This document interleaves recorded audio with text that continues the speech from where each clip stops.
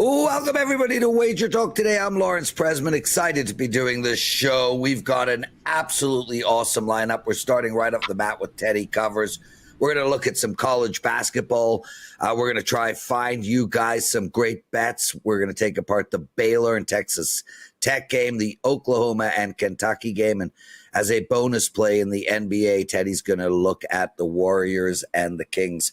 Kyle Anthony will be joining us with some UFC picks, and Steve Seagrave is going to be making his debut on Wager Talk Today. He's going to look at the Lakers and the Bucks. Andy Lang after that, like always, his regular spot, some prop bets for us. We're going to end the show with the great Gianni The Greek. I'm Lawrence Presman, co-founder of WagerTalk Today. If you guys have never been seen this show, stay with us all the way to the end. We take a lot of pride in finding you guys information that can make you money. Everybody loves money, especially this guy, Teddy Covers. Welcome to WagerTalk Today. You don't remember when Steve Seagrave came on? I remember when he first joined. I do. And I do. We had him on Wager Talk Today. So it's not his debut. Okay, there you go. Teddy on and correcting me already. Nothing has changed. And rightfully so. Rightfully so, Teddy. I messed up. It was a while ago, though, right? And it was horse racing, no? I can't remember, dude. I'm so old, I bro. remember interviewing him. I remember that he was good on Wager Talk Today. So I'm assuming he'll be good again today. Hopefully he'll be better than I was yesterday. I got my, yesterday was one of those days, Lawrence, that it couldn't, you come on, you're like, yeah, it's tournament season, let's go. And then I proceeded to get my ass kicked and burn my clients as well. So today's one of those days where we're dotting every I, crossing every T. I haven't posted anything yet for today, but we'll have stuff posted before too long after the show is through. Well, everyone is aware that I can't pick a college basketball game if I knew the score. Did not win last night in college hoops, but had a horrible hockey loss. Teddy, I'm up profit for my clients in hockey on the season. I'm having a great year. I am 0-8 with an empty net. 0-8 with an empty net this year. And I keep track of this stuff. That's the stuff that can drive you bonkers, dude. Anyway, let's get into some actionable information. We got 5 guests on today. Let's start right off the bat with Baylor, 19-13 this year, playing a 24-7 Texas Tech team. It's minus 6.5-ish for Texas Tech. The total in this game, 141. How do you suggest we bet this? Yeah, looking at the Odds Logic live odds screen, I'm seeing 6.5 pretty much across the board, 141, the prevailing total here. And this is a scenario where one team is a lock to make the tournament. The other team, they probably played themselves off the bubble yesterday. But nonetheless, Baylor certainly with, in theory, more to play for than Texas Tech in this tournament. And look, they were pretty dominant in yesterday's game. Jeremy Roach, a guy who played at Duke, who's now playing at Baylor, quote, obviously it's a one-game season now in March, just taking advantage of just setting the tone, making them play to our pace. That's the biggest thing coming into March. You don't want to be behind and scratch and claw your way back into a game. You want to impose your will early, and I think we did that tonight. Now, nobody played hard minutes in that game for Baylor. All 5 starters did play 30-plus minutes, but they weren't hard minutes. And frankly, when we talk about these tournament back-to-back settings, I worry much more about fatigue day 3, day 4 than I do day 2. And this is only day 2 for Baylor. And of course, last night's game was pretty easy. They had a big run before halftime. K-State had no answer. Now, the first meeting was all Texas Tech. And after the game, Baylor head coach Scott Drew had this to say, quote, he said, they're going to make a run in the Final Four. They're a great team. We're going to do some adjustments. I don't think anyone is unbeatable. But it was certainly talk about how good this opponent is. And, of course, Baylor wasn't fully healthy in that contest. It was Roach's first game back after his second concussion of the season. And they were without VJ Edgecombe in that game. Edgecombe, a potential lottery pick next year. We like teams with NBA talent in tournament settings. And Edgecombe, of course, last night, 19 points, 10 boards. The quotes from Grant McCaslin from Texas Tech. This one stood out to me.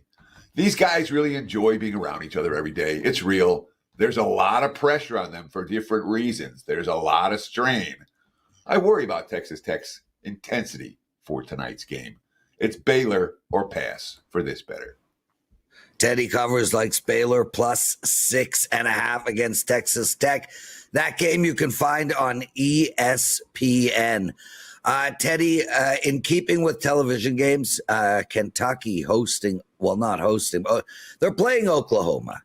And again, we have a minus 6.5, but this time we have a massive total, 161.5, and rightfully so. Both teams playing to the over all year. How are you betting this one? So the Sooners won 81-75 last night, a back-and-forth battle with Georgia. The last 8 minutes, Oklahoma took control. They went on a 16-0 run in that ball game. And I did a video about that game yesterday. And I'm going to start with some of what I said in that video yesterday, because the Sooners are 6-0 against the spread their last 6. They're all as dogs. 4 of them have been outright upset wins during that span. To be Texas, Missouri State, Mississippi State, or 3 of them outright upset wins during that span. They had a 1-point loss to the same Kentucky team they'll face here. That was a game they led with 20 seconds left. They had a 3-point loss to Ole Miss, another game that they led with less than 20 seconds left. So they've been in every contest. And you're talking about Oklahoma catching points. They've been a monster. They built a fairly significant betting bandwagon in that sense. They've got NBA talent. The Frost, Jeremiah Fears, 29 points last night, a huge contest. And this is the Sooners team. Again, they started 13-0, and then they went in the SEC and lost their first 4, went 3-10 mid-February before this surge. But they're surging right now, and their full season stats are lying, They're in must-win mode, and they're playing their best ball of the year right now. That's not an easy team to fade. That being said, the only way I can play this game is to fade Oklahoma.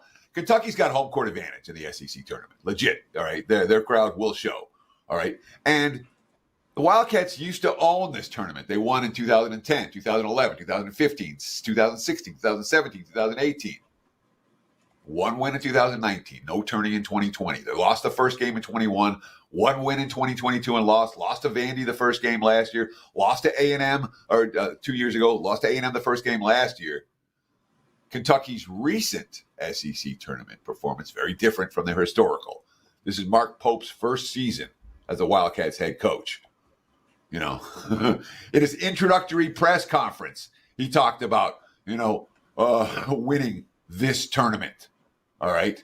Quote, "It's Kentucky. There's no fan base like this in the world. We really devoted everything we humanly can we're devoted to doing everything we can humanly possible as a team to make that happen." All right. It feels like Kentucky's going to make a run. It feels like Kentucky is a team I don't want to step in front of in this tournament right now. So for all the success that Oklahoma has had, and including against Kentucky, it's Kentucky or pass for me in this one. I don't want the dog when the favorite is very, very interested in coming in with something to prove themselves. Teddy covers with us. Teddy, before we get into some NBA, let's talk about what you got going for the clients. Do you have any promo up, anything we need to know about? So I have not yet posted for today. Like I said, I got my butt kicked yesterday. When I have a particularly bad night, for me, it's important to make sure that you dot every I, cross every T the next day. So I'm going to post. We'll have stuff up before 1 p.m. Eastern time, 10 a.m. Pacific time. I don't expect to have a deep card today, but we're going to have one or two strong plays. I'm confident of that. I want to talk about Odds Logic, 7-day all access, free. Just go to oddslogic.com/Teddy. And if you've never used a live line service, this is the week to do it. The numbers have been jumping up all over the place and bounced around all over the place. And you can see what it can bring for you. So just check it out, oddslogic.com/Teddy. Get a free 7-day all access. There we go. Teddy covers. Let's get into some NBA. We got the red hot Golden State Warriors, winners of 5 in a row and 9 of their last 10. Just beat Portland 130-120. Did not cover, though. Have not covered a spread in 3. They're playing Sacramento tonight, a team that I think came into this year with more expectations than they've delivered. 33-31 on the year, under a losing record ATS. How are you attacking this game? So right now, looking at the Odds Logic live odds screen, we've seen a little bit of Golden State money, 6.5 at the open. Now we're seeing sevens, even a couple of 7.5 popping up. Total sitting in the 234 range. There's some variance on that. And this has been a Sacramento series of late. They won 5 straight until they met right after the All-Star break. And that game was all Warriors, 132-108. Part of the Jimmy Butler factor. I mean, obviously, Warriors 9-1 since the All-Star break. The only loss during that span, by the way, came to Philadelphia, of all teams. And Butler's quotes for the Warriors are as positive gets. Quote, I think it's everything that I expected, everything I actually dreamed of, too, if I'm being brutally honest. They just want to win. There ain't no individual goals here. They don't care who scores. They don't care who gets triple doubles. None of that. All I want to do is win a championship. Butler talking about the Warriors' lack of size. Quote, we're faster than a lot of teams. We have a lot of high-level IQ guys. We don't use the lack of size as an excuse. We're expected to win, no matter who's in the lineup, no matter how tall anyone is. We are expected to win. We've been doing that lately. And I have a feeling we will continue to do it. Of course, the Warriors are also supposed to get Jonathan Kuminga back in the lineup. He's missed the last 31 games with a bad ankle. He's likely to return tonight as well. That could be why this number moved from 6.5 to 7. So Golden State's playing good ball. They've been bet on. They blew out Sacramento the last time these two teams met, even though the series history points, recent series history tilts towards the Kings. But from a spot standpoint, this game screams Sacramento. All right, the Kings have 5 2-game losing streaks since the calendar turned to 2025. They have 0 3-game losing streaks. They've bounced back very well off multiple defeats, and they're coming off an ugly loss. You know, a game where the Knicks shot 54% from the floor. Knicks led by 35 in the fourth quarter of that game on Sacramento's home court. First, they had the overtime loss against the Clippers, the game where they blew a 7-point lead in the last 2 minutes and then lost by a bucket in OT, or by a point in OT. And then the blowout loss to the Knicks the next night. You know, Malik Monk, who just got back from injury, quote, they just outworked us, came in and were out physicaling us. They just punked us tonight. We didn't get any loose ball. They were beating us to every loose ball. They just outplayed us. So they've had 2 days off. They just got punked in a game where they were outworked and outplayed. You know, this is a Kings spot. So while I'm not excited about stepping in front of Golden State, it's the only way to play this game. Sacramento or pass for this better. I'm expecting a battle, not a blowout.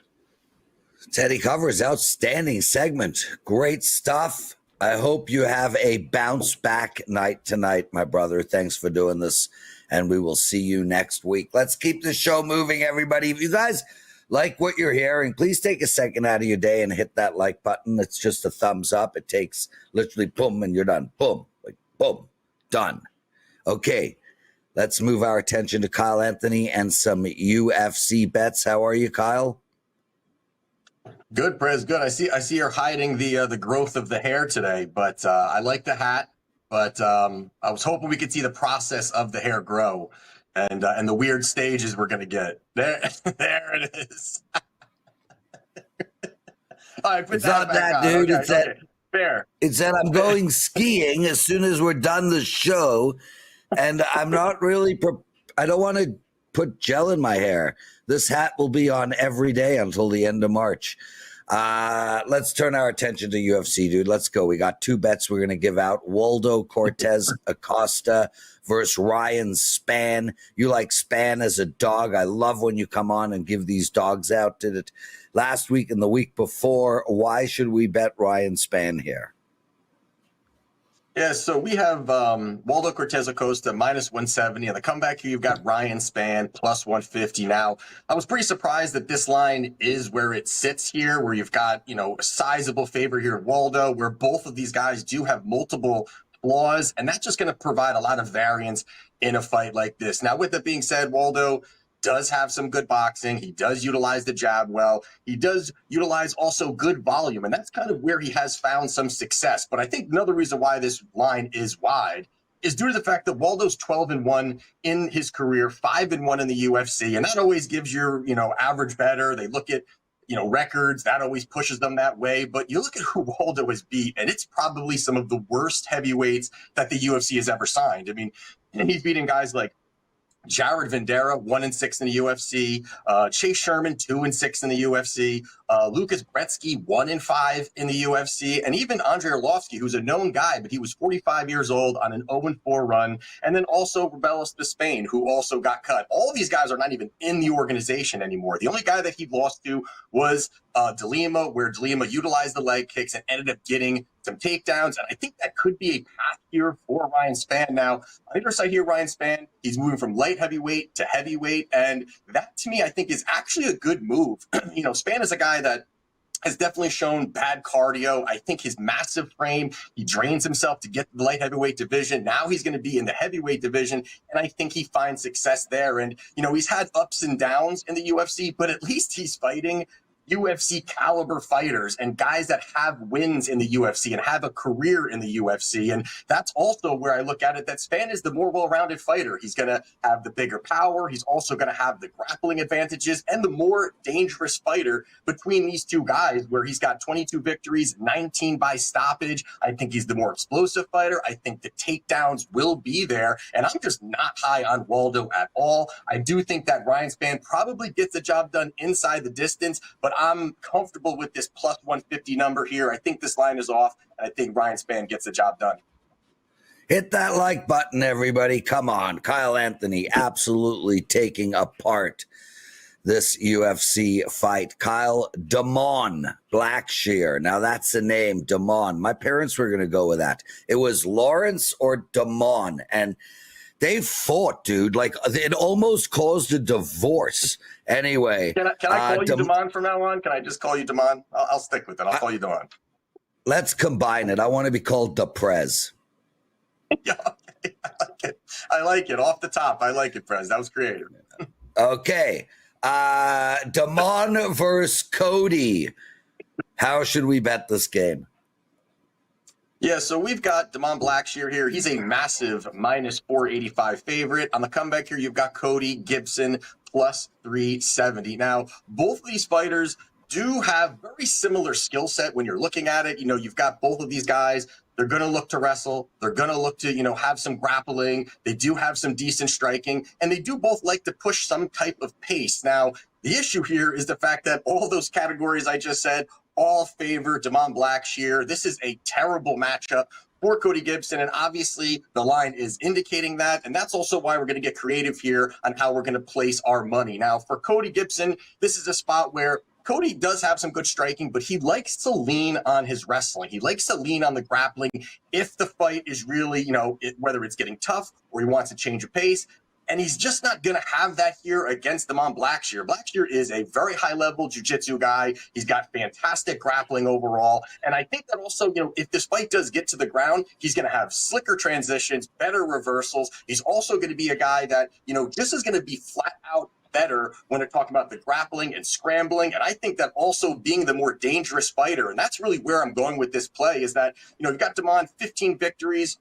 He's got 12 by stoppage, and also the fact that Cody right now, I feel like, is on a decline. Even though he's coming off some wins, I think he's still on the decline, 37 years old. And also you look at Damon where, he's the same thing where he doesn't have the greatest record for these guys, but he's 3-3-1 in the UFC. All three of his wins do come by finish. His 3 losses and the draw were all against very strong opponents: Montel Jackson, Farhad Basharat, Mario Batista, who he fought on short notice, still had a good account of himself. And even the draw was against Yusuf Zalal, who I am very high on. So this is a spot here where I think Damon is going to be able to outpace, outpressure, outwork him, and probably find the finish on the feet or on the ground here. So I do like Damon Blackshear getting off the minus 485 number. Damon inside the distance is sitting around plus 175, and I think that's a likely path for him to get that finish. Wow. Kyle Anthony, in and out. That's what she said. Kyle, what do you got to promote? So this weekend, I have a 4% best bet play up. Probably this card I'm just going to be sitting with one play. I do really, really like this spot that we have here. Since August, we have cashed 80% of events. And since November, we've cashed 83% of our best bets. That's 4 or 5% plays. Got a 4% play up right now, and feeling good about it, ready to cash. And I love the hair, Prez. I love the hair. Well, you know what, Kyle? It loves you. Now can you leave? Appreciate it. Kyle Anthony, everyone. Johnny Detroit with a request. He wants to see a picture of when Prez was a break dancer. I went under the name Mr. Cool. I will find a picture eminently. Hopefully get it to Dan and get it up on this very show, because I am a multitasking machine. Steve Seagrave joining us. Steve, I apologize, man. I started by saying this was your first time on, but that is not true. It has been a while, though. How are you? I'm great. I've been. I think that's my third time, but I definitely need to see that breakdancing picture for sure. No problem. Well, while you're breaking down the Lakers and the Bucks game, TNT special, I will look for that picture. This game goes early tonight. The Milwaukee favorite at -6.5. And this Milwaukee team, losers of 3 straight. Lakers, losers of 2 straight. Break this game down for us, and I will look for that picture.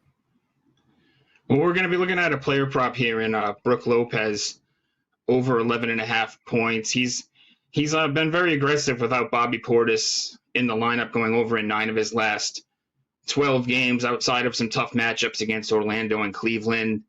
The other one, a 30-point blowout against Dallas that limited his minutes. He's also seen great shot volume with 10-plus field goal attempts in 7 of his last 11 games. Now he's facing a Lakers team that's really decimated with injuries, going to be lacking some size tonight. No LeBron James, no Hachimura. Jackson Hayes has already been ruled out as well. They're going to be busy trying to contain Giannis in this game, and it's going to give Lopez some open looks. And when he's seen this type of shot volume, he's cleared this total more often than not, especially without Bobby Portis on the court. There we go. Steve Seagrave with a prop bet for us, and that was damn fast, Steve. I can't find that picture. I'm going to have to look for that picture tomorrow. I could have pulled it. Hey, I could have drawn it out. I should have drawn it out a little bit more for you. No, please don't do that. We still got 2 guests, and I'm going to do the entire NHL board, and there's a big slate. Look at that. Prez, a.k.a. Mr. Cool. Oh, yeah, baby. And I also went under Lord Dude as my online poker playing name. So if I am not the narcissist of all time, I don't know who is. In high school, I'm Mr. Cool. After that, I'm Lord Dude. Now I'm the Prez. Yeah. Anyway, Steve Seagrave, Johnny just texted me to remind everyone about $2 Tuesday. I wouldn't have forgot, bro. It's not. It's $2 Thursday over at Sportsmemo. You are the $2 handicapper, and you have been kicking ass. Yes, sir. Tell us what you got going with the clients.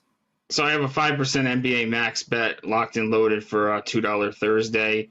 And I'm actually 3-0 on the $2 plays, whether it be Tuesday or Thursday. But more importantly, I'd love for everyone to grab the $2 play. But the good folks at Sportsmemo also gave me a great package where you can get a year-long all-access for $67 a month. And that's $700 off of the normal price.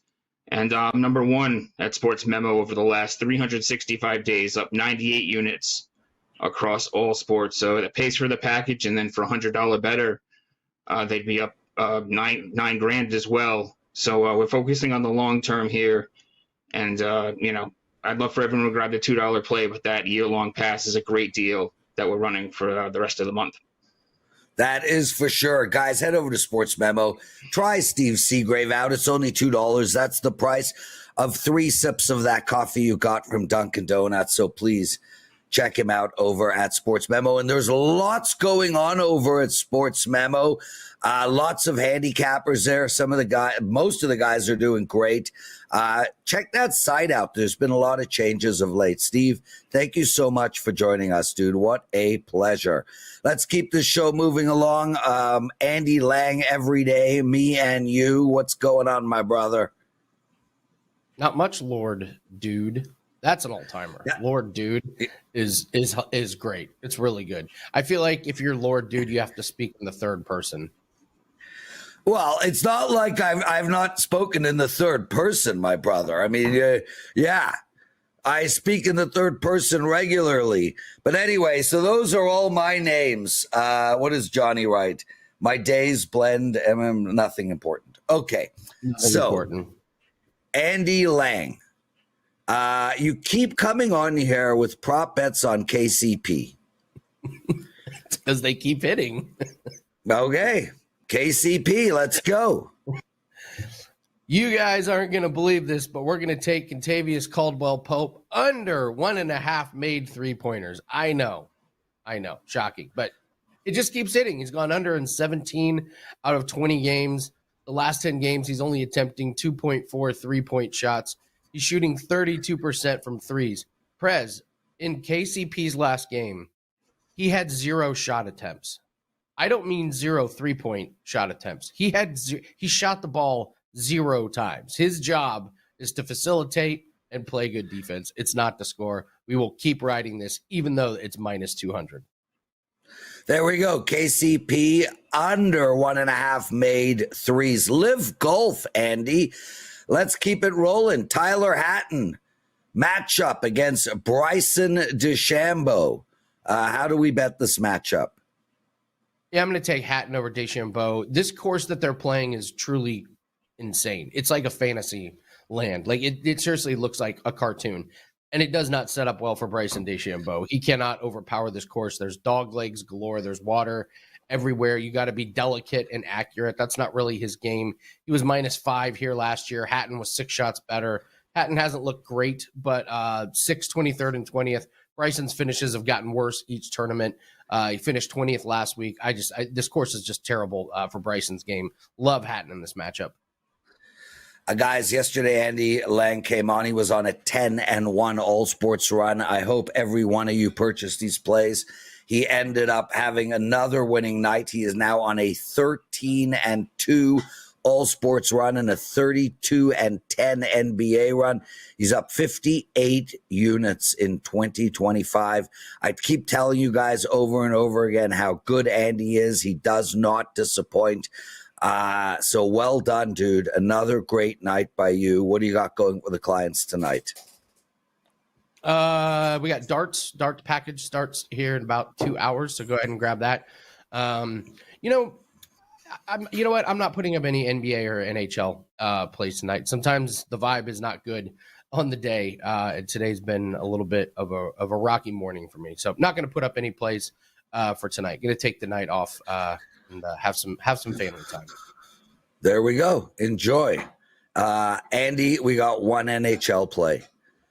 What is it? Yeah, Ryan Donato under 2.5 shots on goal, under in 9 out of 10 games, under in 62% of games this season. He's only getting 3.5 shot attempts per game, not firing the puck a bunch, but went under in his last game against San Jose. So all trends point to another under here for Donato. There we go.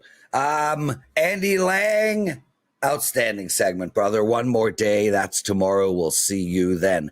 Okay, guys, shout out to everybody in the chat room. Paul B. Daddy, Pezzi, Bill Sandoval, Eric, Natural Watch, all of you guys' legs. Really, really appreciate you guys taking time out of your day to log into the chat room. We do have some news. B. Daddy will be joining Sportsmemo. I had a great performance on the show last week. We're going to see how he does. So you guys will be able to follow B. Daddy's start of his handicapping career over at Sportsmemo. So check that out. He should be up eminently. We still got Gianni the Greek to come. But man, there is a big, big slate of NHL games going tonight. And I absolutely love this NHL card. So let's get straight into it. Tampa Bay playing Philadelphia tonight. And look, Tampa Bay rolled off 8 in a row. Since then, they've gone 2-3. They've just lost their last 2 games against Boston and Carolina. They were able to put up 1 goal over that stretch, but they did allow 8. I think it's a good spot to bet Tampa Bay here, but I don't like minus 160. I don't think there's much value there. Where I'm going to go is on under the total of 6. And I really like this play, guys. To give you perspective, Philadelphia in their last 4 games has scored 5 goals. 5 goals in their last 4 games. 2 against Ottawa, 1-1, and 1 in the 3 prior. And Tampa Bay, as we spoke about, 1 goal in their last 2. I think we see Tampa Bay play much better defense. This is a little high at 6. Take under the total. As for Vegas and Columbus, man, I was really hoping for a 6. If there was a 6 out there, the over would have been a client play for me. At 6.5, I still like it, but I'm not going to release it as a client play. And the bottom line here is Columbus is 38-24-2 to the over this year. They've gone over in their last 2 games. They've gone over 6 of their last 7. And this team just keeps finding ways to score. Defensively, they're horrible, and Vegas should have no problem putting up 3 to 4 goals on them as well. Vegas has scored 11 goals in their last 3 games, so over the total in the Vegas-Columbus game. Pittsburgh playing St. Louis tonight. This is a game that I'm going to pass on, but if I had to make a bet, I would lean on St. Louis at minus 135. A lot of money coming in on Florida today. They're playing Toronto. Toronto's now plus 115 dog. I like the Leafs in this spot, and I don't quite understand the line move. Firstly, the Leafs are in one of those great spots where they lost 3 in a row, and then they won a game in overtime, and I think that was a get-right game. They come back, and they play great tonight. As for Florida, this is a team that is coming into this game without Tkachuk, without Marchand, and without Ekblad. Toronto has got them as a wounded dog. Toronto is the bet in this game. Ottawa-Boston, I lean on the under in the Ottawa-Boston game. Edmonton and New Jersey. Man, this Edmonton team has really been confusing. We lost a few games with them of late. They just lost in Buffalo 3-2, and it's like just when you think that they are a team to bet against, they pop up and win. They're playing a New Jersey team off of 2 straight wins. I lean lightly on Edmonton minus the 135. And then we go to the New York Rangers at Minnesota. I like the under in this game. If you guys can get a 6 out there, this would have been a client play as a 6, but as a 5.5, I just like it, but I'm not releasing it. But the under is the play in that game. I like the LA Kings tonight against Washington, minus 125, short home favorite. And I like over the total in the Chicago-San Jose game. And that's something we're going to be seeing a lot of moving forward, is these 2 teams that are totally out of it. When they play against each other, we're going to look to take the over. So that's every game on the board in the NHL tonight. I have 1 client play up tonight as a 3% play. I absolutely love it. You can check that out over at WagerTalk.com. I also have 2 totals in basketball, 1 college basketball total and 1 NBA total. And I am going to give you guys my entire college basketball pack for my clients. These are 3 plays, and they're all client plays. If you guys have been following my college basketball season, bet against all 3 of these plays, and you should do well. We're going to look at Marquette minus 2 to 2.5. We're going to look at Boise State minus 1.5. And we're going to look at under the total in the Stanford-Louisville game. So that's Marquette minus 2.5, minus 2, Boise State minus 1.5, and under 144.5 in the Stanford and Louisville game. Gianni The Greek joining us. How are you, my friend? Busy morning, my man. Just firing college basketball. That's all it is. A little NBA. And got 2 UFC shows to tape later today. So just one of them busy days, my man. One of them busy days. Well, let's start with UFC. What do you got for us? All right, let me see what I could give you. Let's talk main event, because I already bet that one. And I know it's a rematch from the 2 years ago, Dolidze and Vettori. And Vettori was like a minus 275 favorite. That's what he opened. Closed around minus 250. And still very close fight, but he got the unanimous decision. Okay. Since then, he only had one fight where he lost another unanimous decision. And his opponent broke the record for middleweight strikes. So he landed 241 shots on Vettori. Okay. Dolidze since then has beaten two mediocre opponents, two guys he should have beaten. So based on those short-term recency biased results, the lines dropped significantly from that first one, from like a minus 250 close to now a minus 150 for Vettori. And it reminds people of what happened last week when Fiziev was out for about the same amount of time, comes back against Gaethje. He was a much bigger favorite in the first fight. He lost split decision.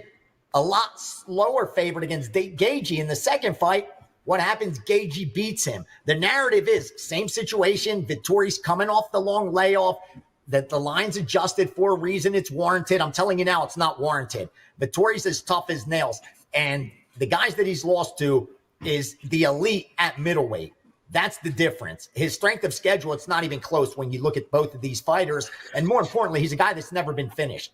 And the last time around was a 3-round fight. This is a 5-round fight.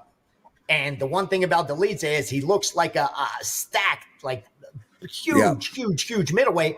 But those muscles takes oxygen, man. And the longer the fight goes, the deeper the waters and the more it benefits the Vettori side. So I really like Vettori. I think he should be a 2-1 favorite in this fight where he wins 2 out of 3 times. So I really like Vettori there. And just got a move from one of the guys I respect most that I bet for in MMA. And he just gave me an over in the Choi fight. But Lejos and Choi, we went over 1.5, about 135. It's probably going to be minus 140 on your screen now because we just bet it.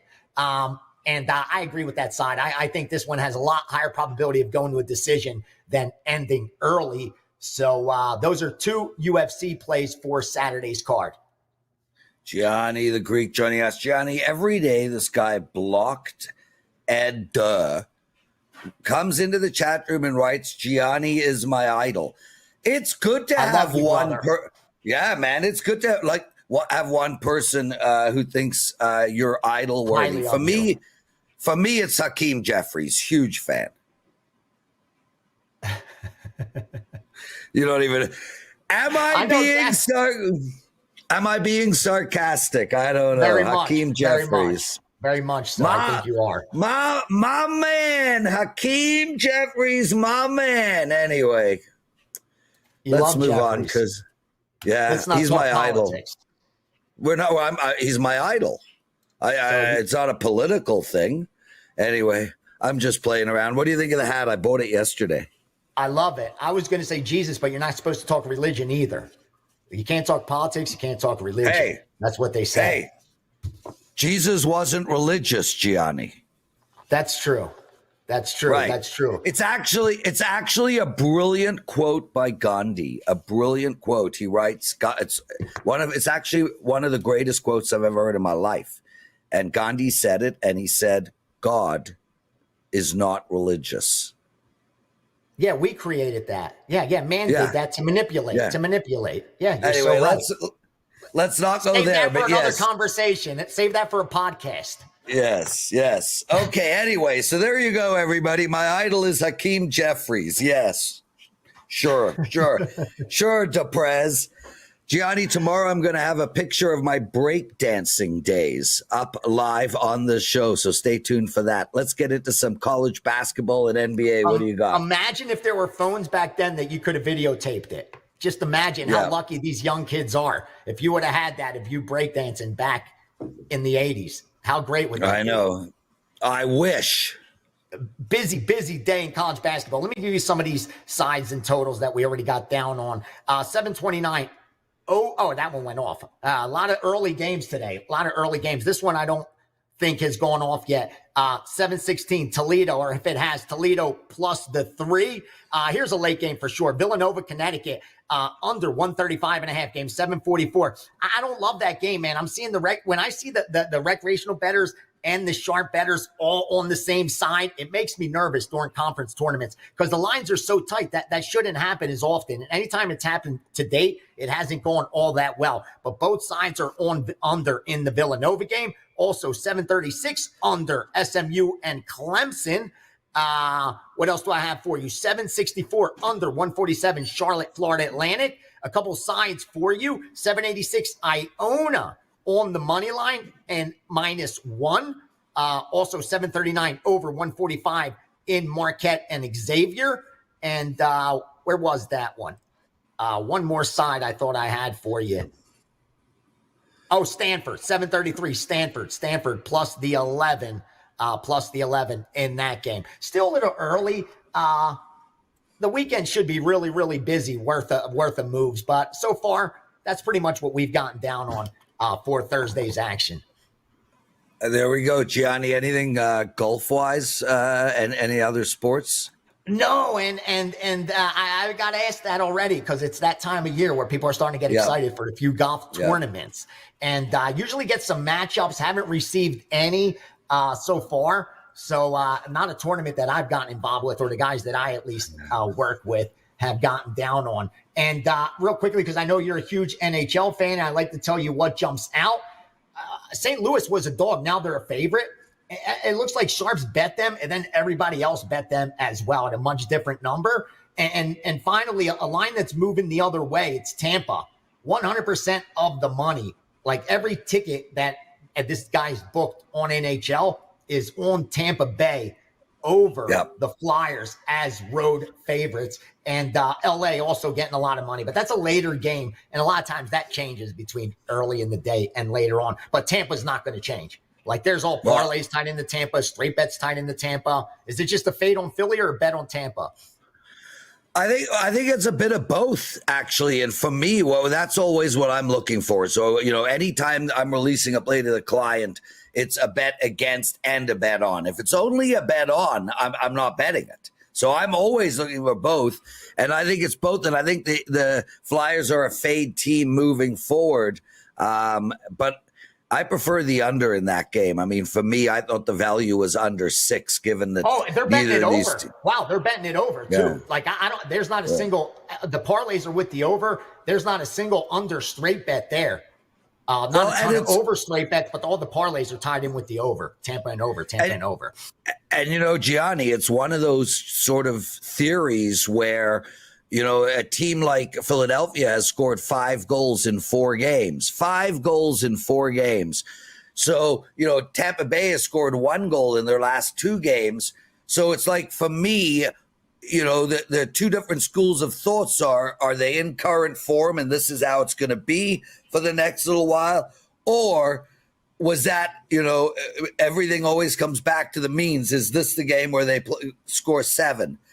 I don't ever go that way. I always look at what is their current form, and that's how it's going to be until it changes. So, and it usually takes a little while to change. It doesn't happen overnight.